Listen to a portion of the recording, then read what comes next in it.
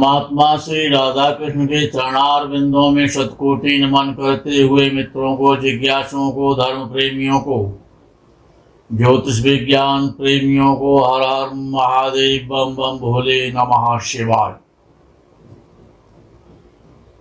मित्रों, ज्योतिष शास्त्र में 9 ग्रह, 12 राशियां, 27 नक्षत्र, हर ग्रह का अपना एक विशिष्ट कार्य है, एक उसकी विशेष दशा है और शरीर में उसका एक विशेष स्थान है। नवग्रहों के अंतर्गत सूर्य से लेकर के केतु पर्यंत बुध एक ऐसा ग्रह है कि जिसके बिना जीवन अत्यंत खराब हो सकता है। कितना ही धन बना रहे, कितना ही मजबूत और शक्तिशाली शरीर क्यों ना हो, अरबों खरबों की संपत्ति हो, अनेकानेक लग्जरी गाड़ियां हो, समस्त सुख संसार के रहें जीवन काल में, लेकिन यदि बुद्धि ना हो तो सारे सुख, सारा धन, सारा वैभव व्यर्थ है। गूंगे से ज्यादा बुध का महत्व कौन समझ सकता है, क्योंकि बुध वाणी है, भाषा है, वाक्य है, अक्षर है, प्रवचन है, भाषण है, विद्या है, गणित है, शरीर में पाचन तंत्र है और त्वचा है, स्किन है, जिह्वा है, कंठ है, कविता है। बुध ही व्यापार है। और यदि बुध कमजोर हो जाए, बुध शत्रु राशि में हो जाए, बुध मृत अवस्था में हो, बुध अस्त हो, तो बड़ा दुर्दशा होती है। बाल्यावस्था में, जवानी में बुढ़ापा आ जाता है कि वो जवानी का ही कारक है बुध। अच्छे अच्छे जो सुंदर और कीमती जो वस्त्र होते हैं, जो संसार में बहुत आकर्षण युक्त और महंगे वस्त्र, महंगी वस्तुएं, इन सब का कारक है बुध। बुध में वाक्पटुता है, बुध विद्या है, बुद्धि है, और बुध साक्षात विष्णु है। बुध के अधिदेवता, प्रत्यधिदेवता भगवान शेषशायी विष्णु जी ही हैं। यदि बुध कमजोर है तो बुद्धि कमजोर होगी, एलर्जी होगी, खाज खुजली होगी, विद्या अच्छी नहीं होगी, वाणी प्रभावोत्पादक नहीं होगी, व्यापार में प्रायः असफलताएं आएंगी, और यहां तक कि व्यक्ति मूक भी हो जाता है, वाचाल नहीं रहता, मूक हो जाता है। बुध चंद्र का पुत्र है। बुध में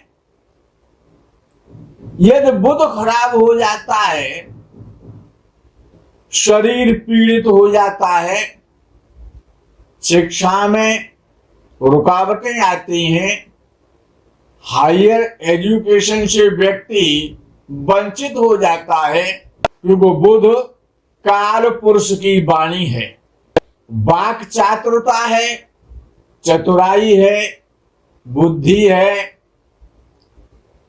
और शरीर का स्किन है, त्वचा है। नाक और जिह्वा और कंठ इनका विशेष अधिपति है बुध। बुध वैश्य जाति का है। वैश्य वणिक व्यापार, व्यापार का प्रधान ग्रह है और उत्तर दिशा का स्वामी है। लेखपाल है, रजिस्ट्री करने वाला रजिस्ट्रार है, गणित है, अकाउंटेंसी है, बैंकिंग का कार्य है, ये सभी बुध के ही अधिकार में आते हैं। राहु कितना ही खराब क्यों ना हो, यदि बुध अच्छा है, कुंडली में राहु खराब है, अष्टम भाव में बैठा हुआ है, द्वादश भाव में बैठा हुआ है, पीड़ित है, मृतावस्था का है, यदि बुध आपका बलवान है, बुध मजबूत है, तो राहु का दोष बुध समाप्त कर देता है। राहु के दोष का शमन बुध कर देता है।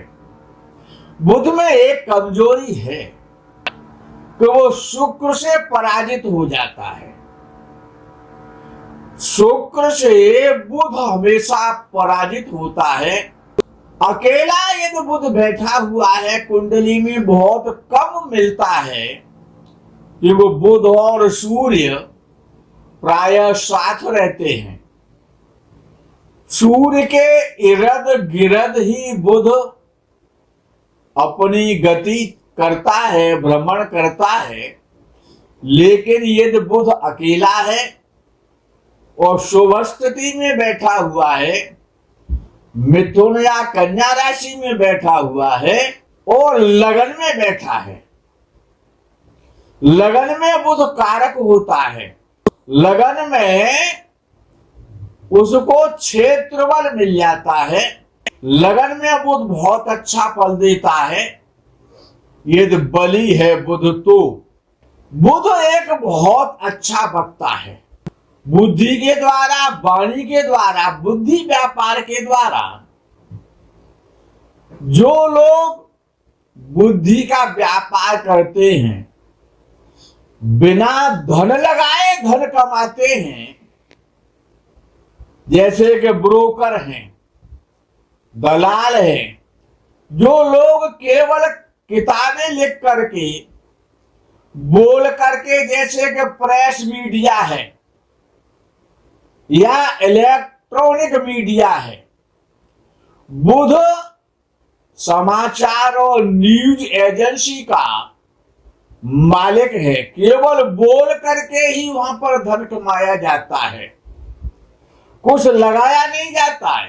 तो जहां पर बुद्धि के प्रयोग से व्यक्ति धनवान बनता है, शिक्षा के जगत में अपना नाम रोशन करता है, उच्च कोटि का कवि बनता है, लेखक बनता है, ऐसा व्यक्ति भाषण करने वाला, प्रवचन करने वाला, और प्रवचन तो संत महात्मा और व्यास इत्यादि आचार्यगण भी करते हैं। और यदि बुध अच्छा नहीं है तो व्यक्ति ज्योतिषी भी नहीं बन सकता है, क्योंकि बुध तार्किक बुद्धि देता है, तर्क का स्वामी है, तर्क करवाता है। अब विषय आता है कि हर व्यक्ति का बुध अच्छा नहीं रहता। बुध का रंग हरा है, तो जो बुध प्रधान जातक होते हैं वो श्याम वर्ण के होते हैं, सांवले कलर के होते हैं। वात, पित्त और कफ, इन तीनों का मिश्रित रूप है बुध। बुध हास परिहास का, मनोविनोद का मालिक है और जवानी का, कुमारावस्था का मालिक है। जो वृद्धावस्था में भी जो जवान दिखना चाहते हैं, सुंदर वस्त्र पहनते हैं, मेकअप करते हैं, बाल भी काले रखते हैं, ऐसे लोग बुध प्रधान जातक होते हैं, जो कि वाणी के माध्यम से, व्यापार के माध्यम से और धनी बनते हैं। बुध आकर्षक पैदा करता है। ऐसे व्यक्ति बड़े आकर्षण और अट्रैक्शन युक्त होते हैं, प्रभावी होते हैं, दूसरों की समस्याओं को वाणी के द्वारा ही सॉल्व कर देते हैं। बड़े सुंदर होते हैं जो बुध प्रधान जातक होते हैं, जिनका बुध अच्छा होता है, स्पष्ट वक्ता होते हैं, चतुर होते हैं, बुद्धिमान होते हैं, लेकिन राजसी स्वभाव के होते हैं। बुध में रजोगुण भी है और बुध में सतोगुण भी है। चंद्रमा के गुण भी बुध में मौजूद हैं और बृहस्पति के गुण भी बुध में उपस्थित रहते हैं। बुध जो वर्षा ऋतु जब खत्म हो जाती है, उसके बाद जो शरद ऋतु आती है, वर्षा विगत शरद ऋतु आई, तो वर्षा ऋतु के बाद जब शरद ऋतु आती है, जब मौसम बहुत सुहावना होता है, प्रकृति हरित होती है, सुंदर दृश्य होता है प्रकृति का धरती पर, वो शरद ऋतु होती है। उस शरद ऋतु का उत्तर दिशा का और सौम्य स्वभाव का स्वामी है बुध। बुध यदि खराब है तो 32 वर्ष की अवस्था के बाद, जब जातक अपने, जातक या जातका, ये फल दोनों के लिए है, कहना इसीलिए पड़ता है कि स्त्री और पुरुष में ज्योतिष कोई भेद नहीं करता है। ये भेद ऋषियों के द्वारा, देवताओं के द्वारा नहीं होता है, हमारी और आपकी दृष्टि में ये भेद है। बुध के जो मित्र ग्रह हैं, वो सूर्य मित्र है बुध का, शुक्र मित्र है बुध का, और राहु भी इसका परम मित्र है। राहु जैसा जिसका मित्र हो, वो आखिरकार कितना चतुर चालाक हो सकता है, इसका वर्णन आगे कभी करेंगे, मित्र ग्रहों का वर्णन। बुध चंद्रमा से, शनि से शत्रुता मानता है, मंगल और बृहस्पति से न शत्रुता मानता है न मित्रता मानता है, ऐसा विद्वान कहते हैं। जो भी खेल जगत में, स्पोर्ट जगत में जो लोग अपना नाम रोशन करते हैं, उनका बुध बहुत बलवान होता है। यदि बुध वाणी, बुद्धि, चतुराई और स्मरण शक्ति, मेमोरी कार्ड है बुध, मेमोरी का लॉर्ड है बुध, चतुरता का, बुद्धि का, वाणी का, मेमोरी का, और जितने प्रकार की भाषाएं हैं, जितने प्रकार की विद्याएं हैं, गणित है, जगत का व्यवहार है, वाणी में सरसता और मधुरता है, इन सभी का एकमात्र स्वामी है, सब पर बुध का अधिकार है। ज्योतिष विद्या और वैद्यक विद्या, यानी हकीम और वैद्य होना, जड़ी बूटियों का ज्ञान होना, उपासना, वक्ता बनना और भाषण देना, उच्च कोटि का व्यापारी होना, तर्क शास्त्र के द्वारा, तर्क के द्वारा समस्याओं का समाधान करना, हास्य विनोद में अपनी बात को कह देना, साहित्य भाषा का उपयोग करना, साहित्य शैली का उपयोग करना, लेखन के द्वारा, मनोरंजन के द्वारा, ओ यज्ञ यागादि के द्वारा, धर्म के द्वारा, ज्योतिष शास्त्र के द्वारा, उच्च ज्ञान, उच्च शिक्षा के द्वारा, पत्रकारिता के द्वारा बुद्ध जातक को धनवान बनाता है, अंतर ज्ञान देता है, और जितने भी प्रकार के अविचार हैं उन सबको कराता है बुद्ध, उनसे सफलता दिलवाता है बुद्ध। तो तुलाना है, हकलाना है,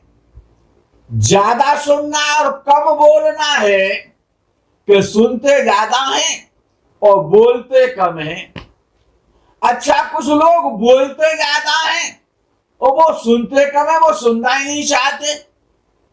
अपनी बात को कहेंगे, जब तक बैठेंगे, जब तक साथ रहेंगे, अपनी ही राम कथा सुनाएंगे। बौद्धिक विचार, मूक हो जाना, दुस्वप्न होना, रात्रि में जो गलत स्वप्न आते हैं वो बुद्ध जब खराब होता है तो व्यक्ति को खराब स्वप्न दिखाई देते हैं। मानसिक कष्ट जब बुद्ध खराब होता है तब प्राप्त होता है। व्यक्ति जब पागल हो जाता है तो बुद्ध खराब होता है। जब शरीर में किडनी में प्रॉब्लम आती है तो व्यक्ति का बुद्ध खराब है। आलस्य उत्पन्न हो रहा है, तंद्रा है, निद्रा है, चक्कर आ रहे हैं, वायु विकार हो रहा है, उदर विकार हो रहा है, आंतों के रोग पैदा हो रहे हैं, मंदाकिनी हो रही है, ये सारे रोग कान के रोग हैं, नाक के रोग हैं, त्वचा के रोग हैं, ज्ञानेंद्रियों से संबंधित रोग हैं। श्वास में विकार हो जाना, श्वास में तकलीफ होना, श्वास का से जितने भी रोग हैं ये सभी बुद्ध से संबंधित रोग हैं। जब बुद्ध खराब होता है तो ये समस्त प्रकार के यहाँ तक कि नपुंसकता आ जाती है, सुनना व्यक्ति बंद हो जाता है या बहुत कम सुनता है। त्वचा के जितने भी रोग हैं, नस नाड़ियों के जितने भी रोग हैं वो सब बुद्ध ही देता है। यदि खराब है तो अब विषय आ जाता है कि बुद्ध खराब ही है, उसका उपाय क्या है? बड़ा ऋषियों ने बड़े सुंदर श्रेष्ठ उपाय दिए। बड़ा सरल उपाय है। जो हरे रंग की जो इलायची आती है ना, बहुत सॉलिड उपाय बता रहा हूं। हरे रंग की इलायची भोजन के बाद मध्याह्न और रात्रि काल में एक इलायची नित्य खाओ, छिलके सहित डालो मुख में, उसे चबा चबा के उसका जूस लेते रहो। बहुत श्रेष्ठ उपाय है इलायची का सेवन, बुध का बहुत श्रेष्ठ उपाय है। बुधवार को और इलायची का दान करना, 10, 20, 50 इलायची खरीद लो। बुधवार को बुध को मजबूत करना है, क्योंकि हर ग्रह अपने दिवस में, अपने वार में और बलि हो जाता है। इसीलिए उस ग्रह का जो दान है उसी दिवस और उसी वार में करना चाहिए। बुधवार को इलायची खरीद लो और एक एक 2-2 इलायची अपने मित्रों को दो, अपने बच्चों को दो, उनसे कहो कि इसका सेवन करो। आपका तो बुध मजबूत होगा ही होगा, आपका तो बुध शुभ फल देगा, लेकिन उनका भी तो भला होगा। जो छात्र नहीं पढ़ना चाहते हैं, शिक्षा से जी चुराते हैं, या जो खेल स्पोर्ट में असफल हो रहे हैं उनको इलायची का सेवन करना चाहिए, इलायची का बुधवार को दान करना चाहिए, तो विशेष लाभ मिलता है। अपने घर में, चाहे आप मकान में रहते हैं, चाहे आप फ्लैट में रहते हैं, जहां पर भी आप रहते हैं वहां पर एक बड़े गमले में इलायची का वृक्ष लगा लो। इलायची का वृक्ष समस्त प्रकार के दोषों का नाश करता है और बुध बलवान होता है। आपकी संतान और आप स्वयं निरोग रहेंगे। इलायची का वृक्ष लगा लो। वैसे तो बुध की जो जड़ी है, जो औषधि है, वो विधारा है। विधारा जानते हैं आप? अश्वगंधा। अश्वगंधा की जो जड़ होती है, जिसमें घोड़े जैसी शक्ति होती है, जिसकी जड़ में घोड़े जैसी सुगंधी आती है, उसका नाम है विधारा। विधारा की जड़ चांदी के ताबीज में और गले में धारण करें, बुध का यंत्र धारण करें, हरी सब्जियों का दान करें, गायों को हरा चारा खिलाएं, सीताफल और पालक, मूंग की दाल, साबुत, हरी सब्जियां, हरा धनिया, हरी मेथी और सौंफ और सेब की फली, ये सभी बुध के ही वस्तुएं हैं, पदार्थ हैं, सब्जियां हैं। यदि आप कुछ भी नहीं कर सकते तो घर में नाग चंपा का पौधा लगा लो, चमेली का पौधा लगा लो। ये जो पौधे हैं इनसे आपकी घर की शोभा भी बढ़ेगी और बुध का भी शमन होगा। बुध का ऋषियों के द्वारा अब तक सबसे श्रेष्ठ उपाय है तुलसी का वृक्ष।